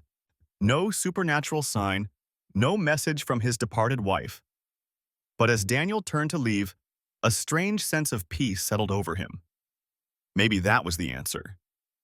Maybe the absence of guilt, the easing of the knot in his chest, was Jennifer's way of telling him it was okay. Or maybe he was just telling himself what he needed to hear. Either way, he knew what he had to do next. While Daniel was wrestling with his feelings, Emma was fighting her own battle. She lay awake at night in her small bedroom, staring at the ceiling, listening to the sounds of the city outside her window. Oliver was asleep down the hall, safe and fed and happy for the first time in years. The bakery was thriving. Her life, which had been in ruins 6 months ago, was finally beginning to take shape again, and Daniel Crawford was at the center of all of it. She knew she was developing feelings for him. She was not blind or stupid. She felt the flutter in her chest when he walked into the bakery. She caught herself watching him when he was not looking, the way his eyes crinkled when he laughed, the tenderness in his voice when he talked to Grace, the kindness that seemed to radiate from him like warmth from a fire. But Emma had been burned before. Ryan had been charming too. Ryan had said all the right things, done all the right things, made her believe she had found her happily ever after. And then he had shattered her world without a backward glance. How could she trust again? How could she open her heart to someone new when the last person she had trusted had destroyed her? One evening, she found herself at the little flower shop next to her bakery talking to the owner, Maria, a kind-faced woman in her 60s who had become something like a friend over the past months. "You are in love with him," Maria said flatly, arranging roses in a vase. "It is obvious to everyone but you." Emma felt her cheeks flush. "I do not know what you are talking about, please." Maria waved a dismissive hand. "The way you light up when he comes in. The way you talk about him," Daniel said this. "Daniel thinks that. You are falling for that man whether you want to admit it or not. It is complicated. Love is always complicated. That does not mean it is not worth it." Emma sighed, picking up a loose rose petal and rubbing it between her fingers. "The last time I loved someone, he abandoned me. Left me with a 2-year-old and $80,000 of debt. I was homeless, Maria. I was begging strangers for expired bread. This Daniel is not that man. How do I know that? Emma's voice cracked. How do I know he will not wake up one day and decide I am too much trouble? That Oliver is too much trouble? That he is tired of dealing with someone else's baggage? Maria set down her flowers and took Emma's hands in hers. You do not know, she said gently. That is the terrifying thing about love. There are no guarantees. But I have seen the way that man looks at you, Emma. I have seen the way he treats your son. That is not a man who is going to run away. But what if he stays? Maria interrupted. What if he turns out to be everything Ryan was not? What if Oliver gets the father figure he deserves, and you get the partner you deserve? What if the universe sent you that bakery customer on Christmas Eve because it knew you needed him as much as he needed you? Emma was crying now, tears streaming down her cheeks. I am so scared, Maria. I know, sweetheart. But sometimes the best things in life require us to be brave. That night, alone in her apartment after Oliver was asleep, Emma thought about what Maria had said. She thought about Daniel, his kindness, his patience, his unwavering support. She thought about the way he looked at her sometimes, like she was something precious, something worth protecting. And she thought about Oliver. How much her son had blossomed under Daniel's attention, how he talked about Uncle Daniel constantly, how his face lit up whenever Daniel came by. Oliver had never had a father figure. Ryan had disappeared before Oliver was old enough to remember him. But Daniel was everything a father should be, patient and kind, firm but gentle, genuinely interested in what Oliver thought and felt. He did not treat Oliver like a burden or an obstacle. He treated him like a person worthy of respect and attention. What would happen to Oliver if things did not work out? If Emma let herself fall for Daniel and then it all fell apart? Oliver would be devastated. He would lose the closest thing to a father he had ever known. But what would happen to Oliver if Emma pushed Daniel away? If she let fear hold her back from something that could be wonderful? She did not have answers. All she had were questions and doubts and a heart that ached to trust again but did not know how. She fell asleep that night without resolution, still caught between hope and terror. The breakthrough came, as so many things do, from the mouths of babes. One Saturday morning in early May, Daniel was making breakfast for Grace when his daughter looked up from her cereal with those serious brown eyes, Jennifer's eyes, and asked a question that stopped him cold. Daddy, is Miss Emma going to be my mommy? Daniel nearly dropped the spatula he was holding. What? Miss Emma? Grace repeated patiently, as if speaking to someone very slow. She is nice, and she makes really good cookies, and she hugs me like Mommy used to before she went to heaven. And Oliver is like my brother already. So is Miss Emma going to be my mommy? Daniel set down the spatula, his hands suddenly unsteady. He moved to the table and sat down across from his daughter, trying to find the right words. Grace, that is a big question, but you love her, right? Grace's brow furrowed. I can tell. You smile different when she is around, and you are always happy after we see her. It is complicated, sweetheart. Why? The simplicity of the question nearly broke him. Why indeed? Why was something that felt so right also feel so terrifying? Because Daddy still misses Mommy very much, Daniel said carefully. And Miss Emma has been through a lot too. We do not want to rush into anything. Grace considered this with the gravity of a 4-year-old philosopher. But Mommy is in heaven now, she said finally. She cannot come back, and Miss Emma is here and she makes us happy. Is that not what Mommy would want, for us to be happy? Daniel's throat tightened. Yes, baby. I think that is exactly what Mommy would want. Then you should tell Miss Emma you love her, Grace declared, returning to her cereal as if the matter was settled. It is not that complicated, Daddy. At that same moment across the city, Emma was having a remarkably similar conversation. Oliver had been quiet all morning, which usually meant he was thinking about something important. Emma had learned to wait him out, to let him process in his own time. Come to her when he was ready. The moment came while she was washing dishes. Mom? Yes, sweetheart?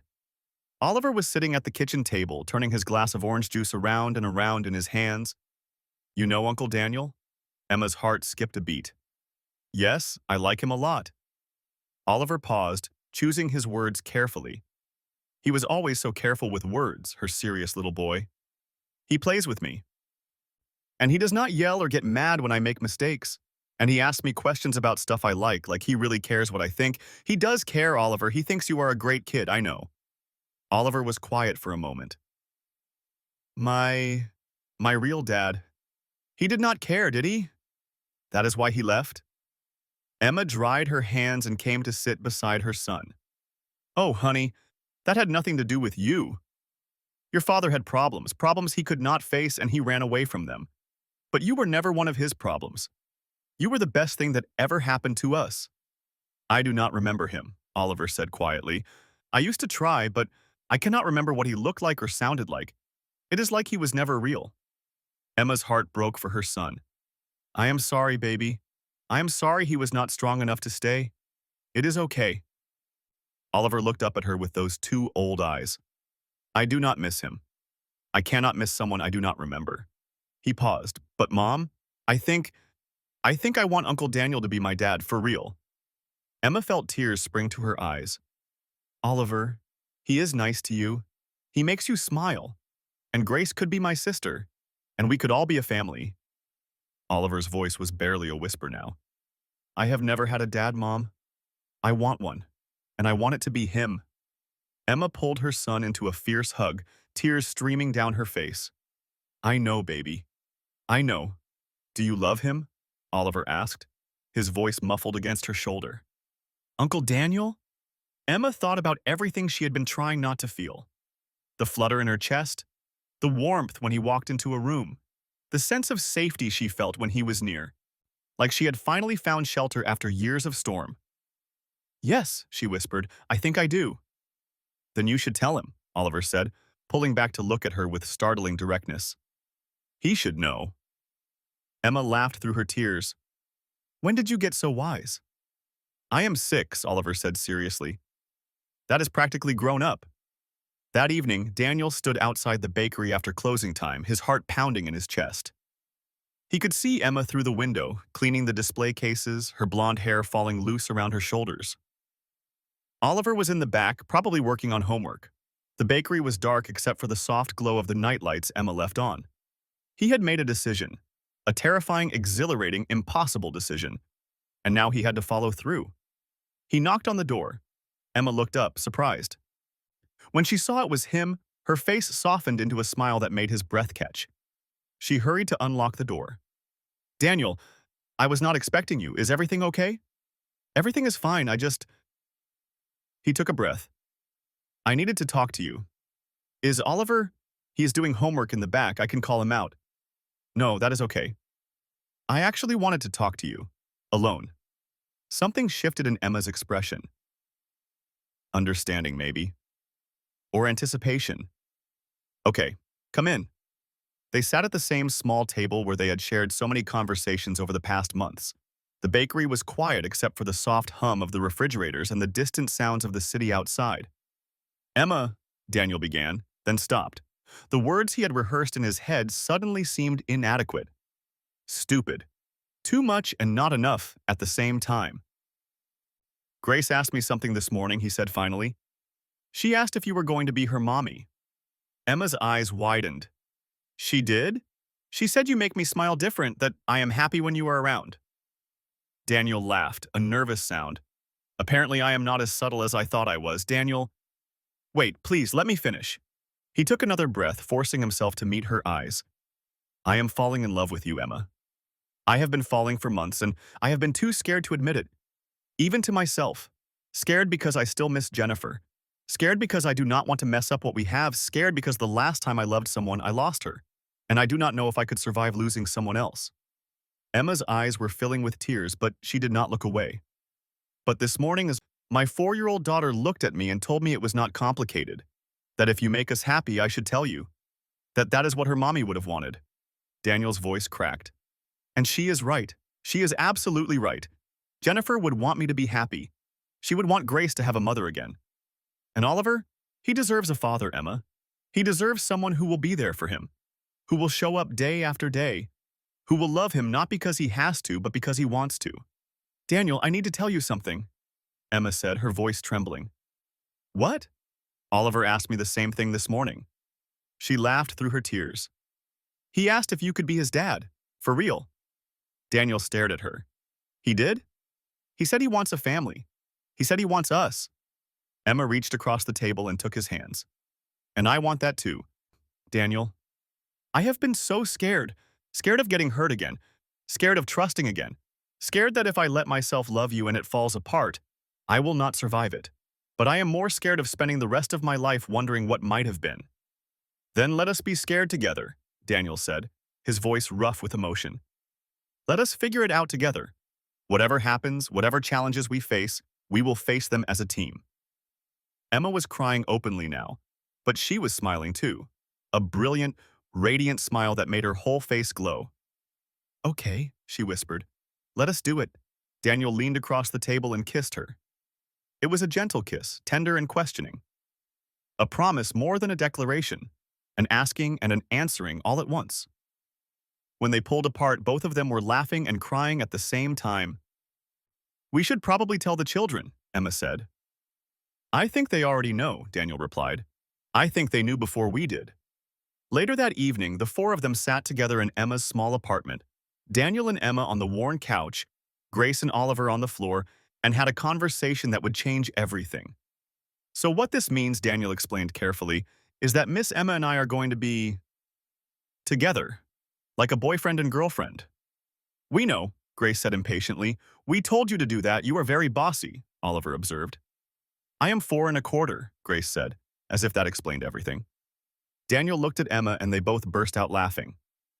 And in that moment, in that tiny apartment with its threadbare carpet and its cheerful curtains, surrounded by 2 children who had somehow become the architects of their happiness, Daniel felt something he had not felt in 18 months, complete. 2 months after Daniel and Emma became official, everything almost fell apart. It was a Thursday afternoon in July, the kind of hot, sticky day that made everyone in New York irritable. Emma was alone in the bakery, her employees were off, Oliver was at summer camp, and Daniel was in meetings all day. Business had slowed in the afternoon heat, and Emma was using the lull to experiment with a new recipe. The bell above the door chimed, and Emma looked up with a welcoming smile that froze on her face. Ryan Mitchell walked into the bakery. He looked different than she remembered, thinner, more weathered, with dark circles under his eyes and a nervous energy that had not been there before. But he was still handsome, still had that charm that had once swept her off her feet. Now, it just made her feel sick. Emma. His voice was soft, almost pleading. It has been a long time, not long enough. Emma's hands were shaking. She pressed them flat against the counter to hide it. What do you want, Ryan? I came to see Oliver. My son, he is not here. I know. I have been watching. I know his schedule. Ryan smiled, and it did not reach his eyes. I have been watching for a while, actually. You have done well for yourself. New boyfriend, successful business, nice apartment. Emma felt cold despite the July heat. You have been watching us? I had to. I needed to know. He trailed off, then straightened his shoulders. I want to be part of Oliver's life, Emma. I want to make things right. Make things right? Emma's voice rose. You abandoned us. You left me with $80,000 of your gambling debt and a 2-year-old who did not understand why his daddy was gone. You disappeared for 4 years without a single phone call, a single letter, a single dollar of child support. And now you want to make things right? I have changed. Ryan's voice was earnest, but Emma had heard that tone before. She knew exactly how convincing he could be when he wanted something. I have been in therapy.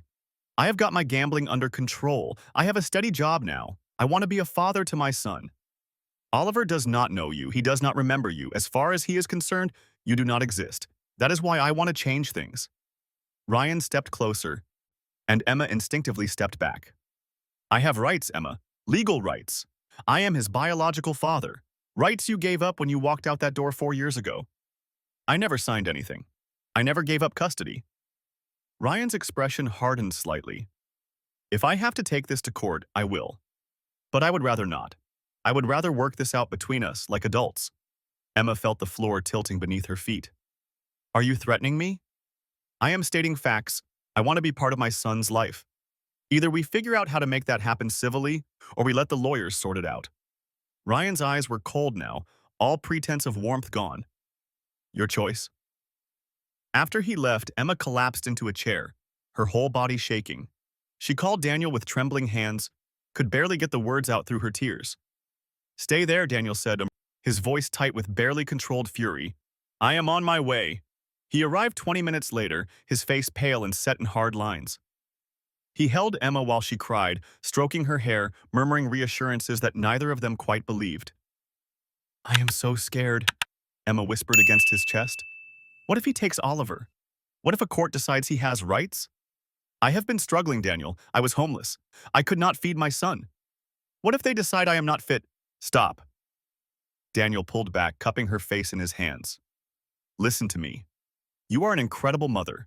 You have sacrificed everything for Oliver, your career, your health, your happiness. No court is going to take him away from you.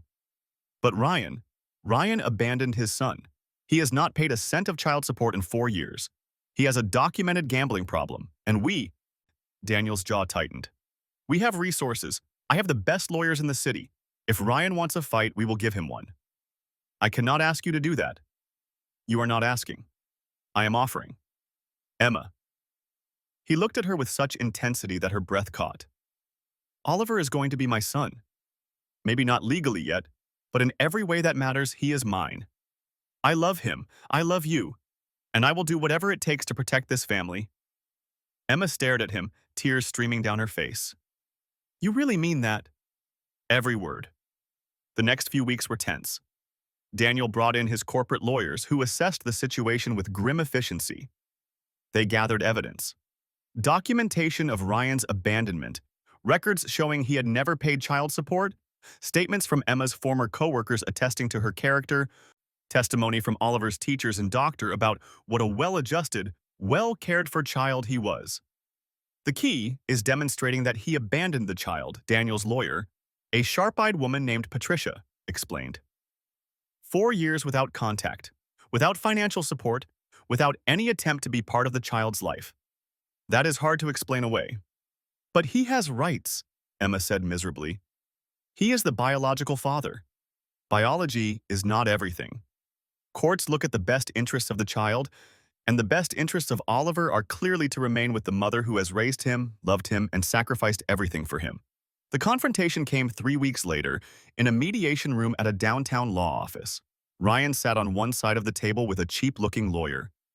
Emma sat on the other with Daniel and Patricia and a stack of evidence binders that told the story of the past 4 years. It was over faster than Emma had dared to hope.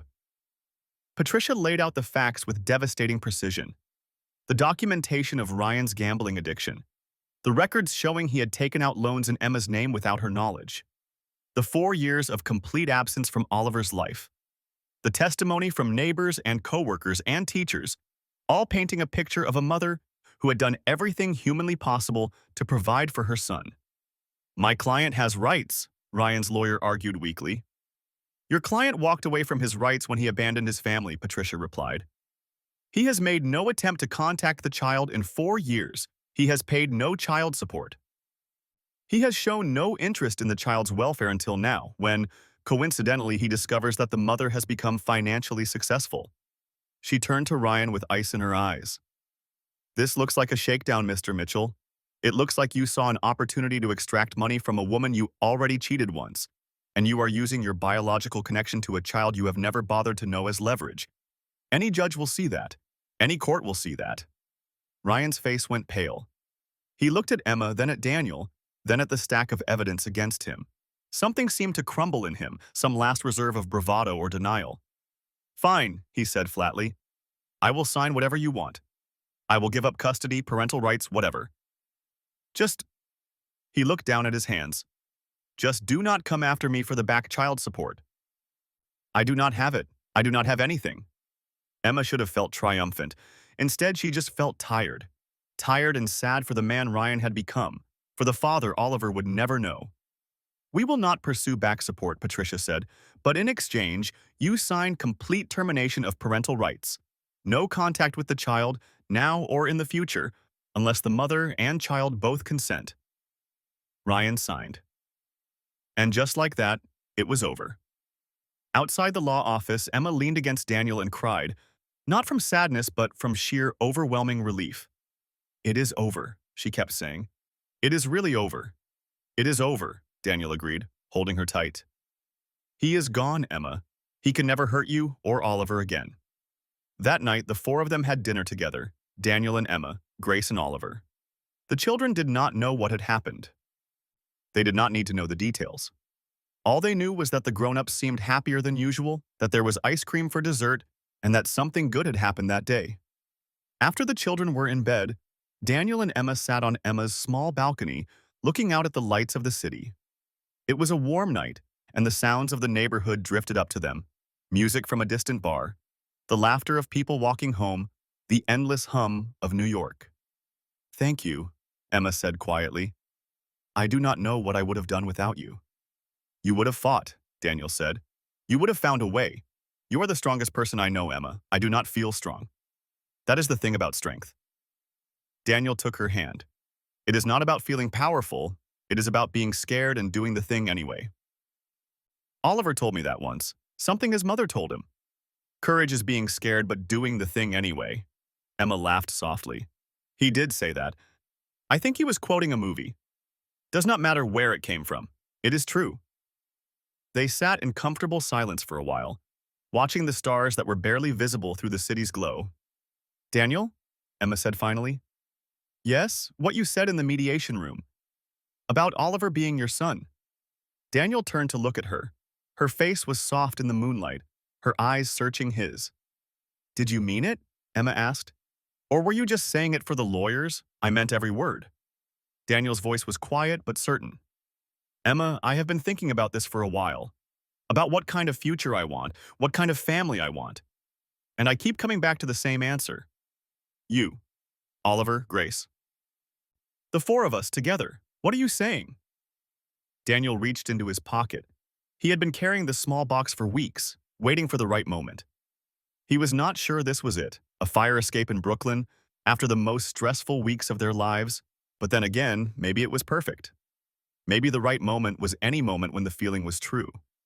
He opened the box. Was a ring, simple, elegant, a single diamond set in platinum. Emma Sullivan, Daniel said. I know our story started in the strangest way possible. I know we have both been broken by loss and betrayal. I know that loving someone again is terrifying, and that there are no guarantees. But I also know that when I am with you, I feel whole. When I see you with Grace, I see the mother she deserves.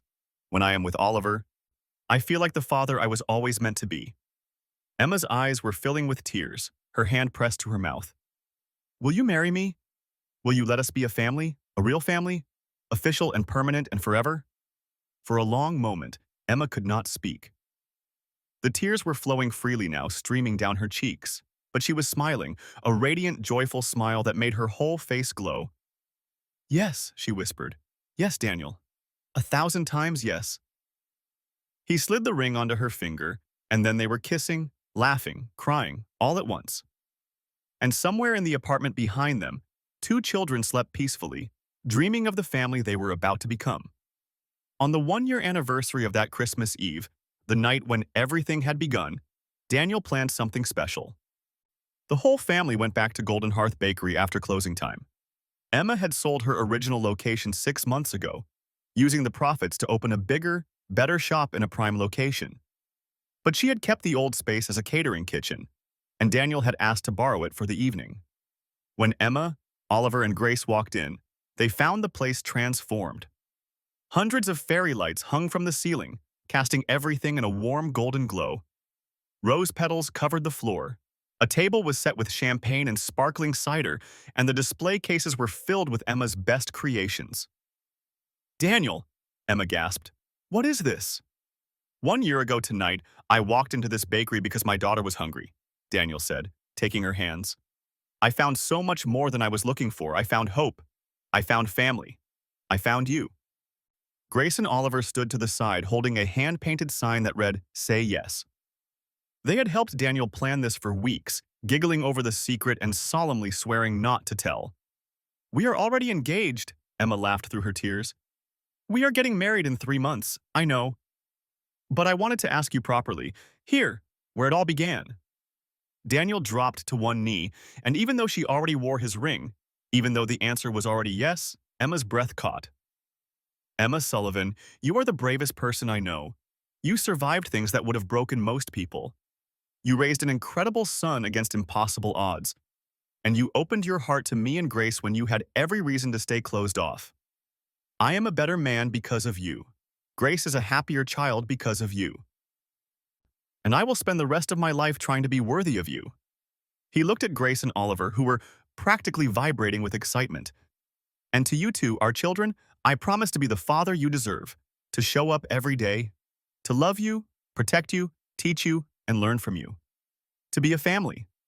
Say yes already, Grace shouted, unable to contain herself. Emma laughed, pulling Daniel to his feet and into her arms. Yes, she said, for what felt like the 100th time. Yes, forever, yes. 3 months later, on a crisp October day, they were married in a small ceremony in Central Park. The guest list was intimate: Daniel's colleagues, Emma's bakery staff, Mrs. Chen, who cried through the entire ceremony, Maria from the flower shop, and the children's teachers and friends. Grace was the flower girl, scattering rose petals with enthusiastic abandon. Oliver was the ring bearer, carrying the bands on a pillow his mother had made just for the occasion. Both children were dressed in their finest, their faces shining with joy. Emma wore a simple white gown that caught the October light like it was made of clouds. Her blonde hair was loose around her shoulders, crowned with a wreath of autumn flowers. Daniel thought she had never looked more beautiful. I take you to be my wife, he said, his voice steady but his eyes glistening. To have and to hold from this day forward, for better, for worse, for richer, for poorer, in sickness and in health, to love and to cherish, until death do us part. I take you to be my husband, Emma replied. To have and to hold from this day forward, for better, for worse, for richer, for poorer, in sickness and in health, to love and to cherish until death do us part. They exchanged rings. They were pronounced husband and wife. And when they kissed, their children cheered so loudly that birds flew from the nearby trees. 2 years after that Christmas Eve, Emma stood in her flagship bakery, the beautiful new location with its floor-to-ceiling windows and gleaming display cases, and watched a young woman approach the counter. The woman was thin, too thin, with dark circles under her eyes and clothes that had seen better days. She counted coins carefully from a worn purse, her lips moving as she added up what she could afford.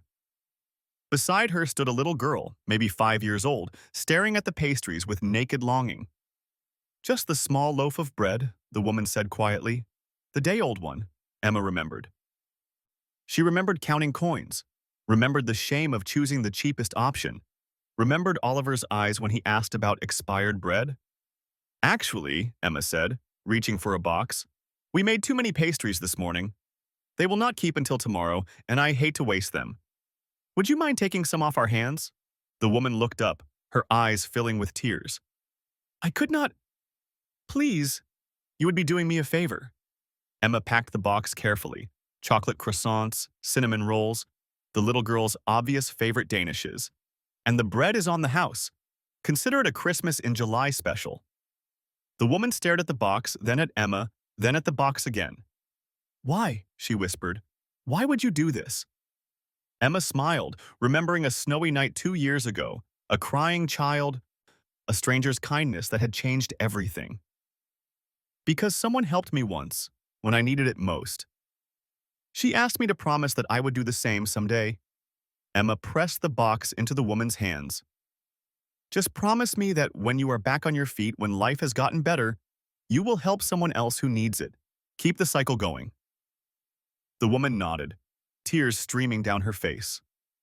Her little girl was already reaching for a croissant, her eyes wide with wonder. I promise, the woman whispered.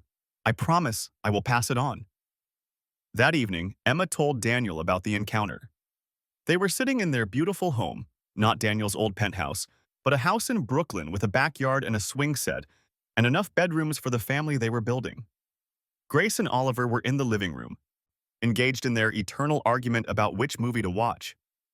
Mrs. Chen would be proud, Daniel said, pulling Emma close. The cycle continues. I think about that night all the time, Emma admitted. That moment when Oliver asked you about expired bread. It was the worst moment of my life and the best moment of my life, all at once. It changed everything, Daniel agreed. For all of us. They looked through the doorway at their children, Grace, now almost 6, with her mother's eyes and her father's stubborn streak, Oliver, 8 years old, no longer serious and watchful, but bright and confident, finally allowed to be a kid. They were arguing about whether to watch a dinosaur movie or a princess movie, their voices rising with sibling intensity. They are ours, Emma said softly. Both of them. Both of them, Daniel agreed. The adoption had been finalized 6 months ago, Daniel adopting Oliver, Emma adopting Grace. They were a family now, legally and completely, bound by love and choice and the strange grace of the universe that had brought them together. From upstairs came the sound of a baby crying, their newest addition, born 3 months ago. A little boy they had named Benjamin, with Emma's blonde hair and Daniel's dark eyes, a perfect blend of both of them. I will get him, Daniel said, kissing Emma's forehead before heading upstairs. Emma stayed where she was for a moment, looking around at the life they had built. The house full of laughter and love, the children who called her mom, the husband who had seen her at her lowest and loved her anyway. She thought about Oliver's question, "Mommy has not eaten. Can you share your expired bread?" And marveled at how that moment of desperation had opened the door to everything beautiful. That is how the world should work, she thought. We catch each other when we fall. And sometimes, if we are very lucky, we get caught too. Friends, if this story touched your heart, please do not just watch and walk away. Hit that like button if you believe in second chances. Subscribe to our channel and turn on the notification bell so you never miss another story like this one. Drop a comment below, telling us about a time when a stranger's kindness changed your life, or when you were able to help someone who needed it. We love reading your stories, and please share this video with someone who needs to remember that kindness still exists, that hope is never lost, and that we truly are in this together. Remember, sometimes the bravest thing in the world is a 6-year-old boy asking for help, and sometimes the most important thing we can do is simply say yes. Thank you for watching. We will see you in the next story.